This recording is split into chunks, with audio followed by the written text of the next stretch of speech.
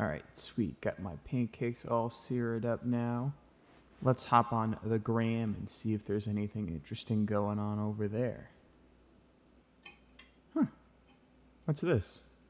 Hey, what's going on, guys? So, today we try to come up with a creative way to sell you on pancakes. Wait a minute. That kinda looks like my kitchen. It's a little weird, but whatever. We thought about doing one of those fancy cinematic food sequences.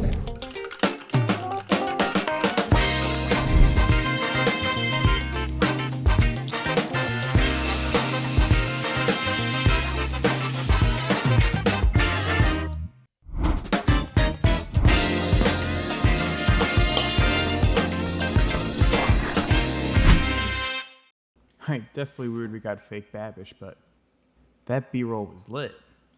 We then thought we could just get a celebrity spokesperson to tell you to eat more pancakes.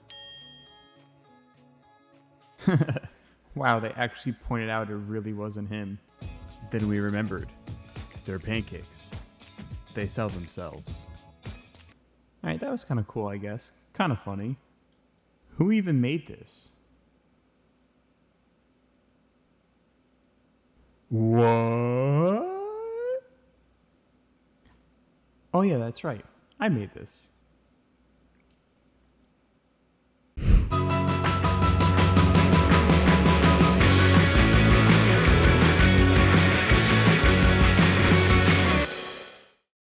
What's up, buds? Today, we're going to be taking a look at the Spec Pancake commercial that I recently posted.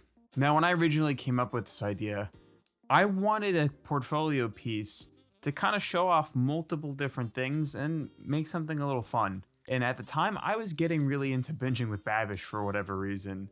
So I decided, why not incorporate him in the video? I wanted to show off my creativity and come up with fun ideas for commercials, that I could recreate shots from other videos, and that I could do the cool cinematic B-roll sequences you see a lot on social media. So I got my buddy Lewis to come down and help me film the cinematic B-roll stuff. And then I went and I drew in my arms and threw on a black apron, put some pancakes in front of me, and pretended like I was a famous YouTube celebrity. Acting like I'm not already a famous YouTube celebrity. But I want to take some time and break down the video with you guys, kind of go through my thought process and explain how I did some of the stuff. All right, here we go.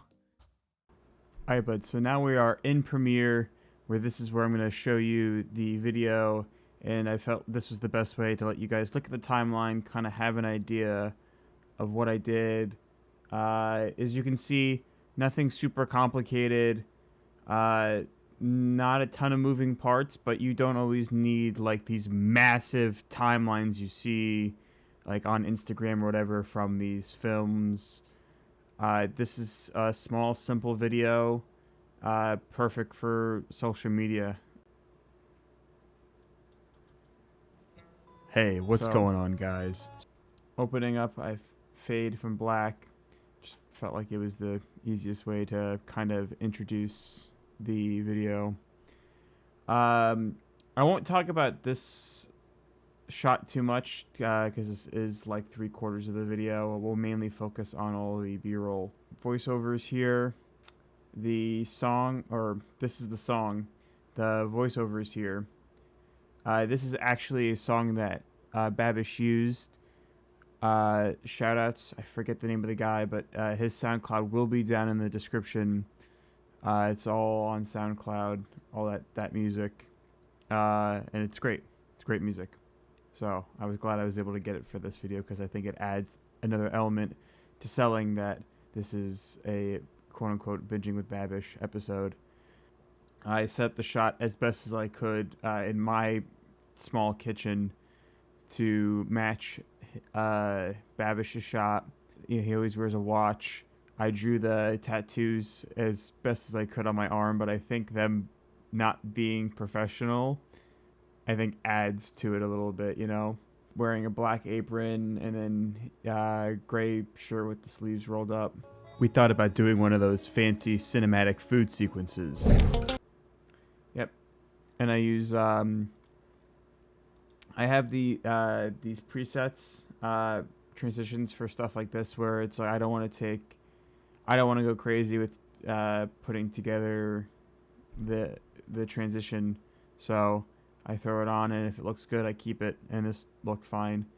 And I used me swiping my hand across the screen to help sell it, which I think is really important, is using the movement from your previous shot to sell the seamless transition going into the next shot.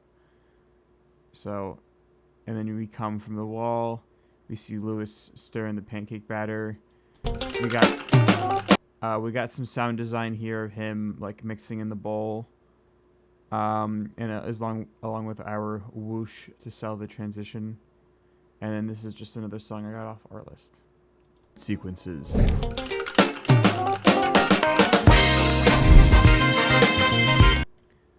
Alright, so we go from using the darkness of the wall that we went into. Oh, this is also something I should mention about this clip, is that originally it was from here. It was from this wall to this wall. When I was getting this shot, I just kept recording and going back and forth, and that way I was doubling the amount of takes I was getting.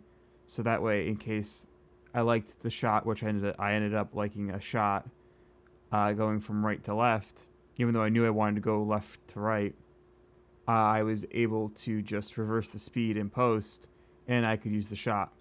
And then I nested it, and then I messed with it from there. So I think I did like a light speed ramp, nothing too crazy, but something just to help get into the next shot. We come from the fridge to our bowl pouring. This was handheld, just so I can tilt the camera a little bit easier.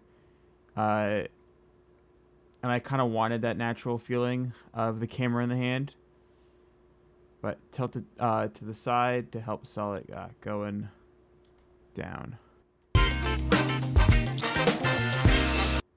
Into our next shot where you get to be underneath, and it's like you're where the pan is, and you see the batter pouring into it, which that we just took a piece of plexiglass, and I went underneath it with the camera, and then Lewis just poured the batter on top of me. So that was fun. That was a fun setup. I think I got some behind the scenes footage of that. So, yeah. And I put a crossfade here just because I felt like it helped the shots blend together. Also, this is probably, I believe this was speed ramped. Yeah, that was speed ramped. Just to help it all go by faster.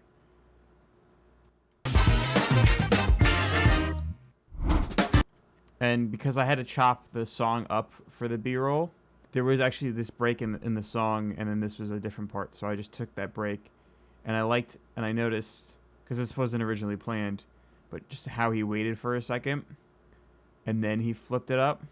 I was like, oh, that's perfect. Felt like it added to you paying attention to him flipping it. And I added a little bit of directional blur just to help the eye go upwards. Even on the beginning of the clip in the background of it going up and down here, I added some directional blur, just a little bit, just to help sell it. I probably could have done a little bit more, but I was fine with where it was at least for my personal taste. Some people might have added more, some people might not have added at all. But the pancake itself, because I actually had gotten a shot with the pancake flying up, and we were throwing it up, and it just didn't look good. Like it looked basic and just half-assed. So went and green screened a pancake. Some of you saw my Instagram, my story, I put the pancake on a drill, and I spun it around and put it at different angles till I got one that I liked. And then I just went into After Effects green screened it out, and then for the pick that was on the drill, I used simple wire removal, did some speed ramping obviously, and changed the size a little bit to make it seem like it was coming at you a little bit. And then just had Lewis drop the pancake on the stack.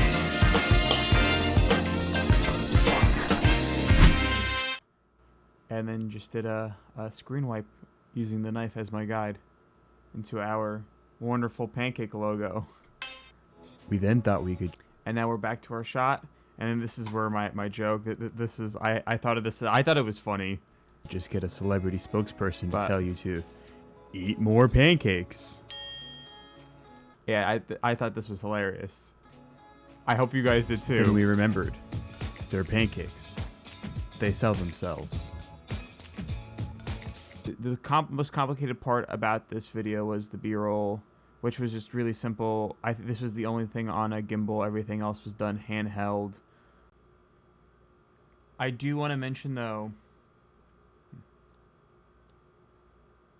that a lot of these shots wouldn't have connected as well if it wasn't for my pre-production and having a shot list.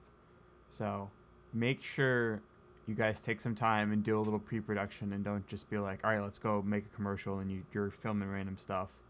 Because there are ways to connect shots like that, and maybe you'll get lucky and be able to be like, oh, I can do this, I can use the black from this to go into this shot. You could in theory do that. It's just so much easier, and we probably filmed the B-roll in about like an hour and a half instead of like what could have took like 3 hours to do. So do some pre-production. It's important. But yeah, not anything super complicated. Just some creative transitional ideas, and just thought what would look cool. And yeah, kept it simple. Didn't want to do anything too crazy. Again, but it's not like this was for a client. This was a passion project, and I wanted something for my portfolio. So something simple just to show off what I can do and that I could be creative. And that's all I have to say about that.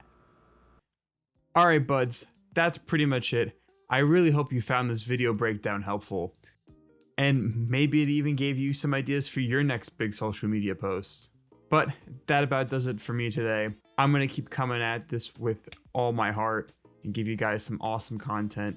So please feel free to hit the like button, subscribe, give me all that algorithmy goodness, and I will see you guys next time.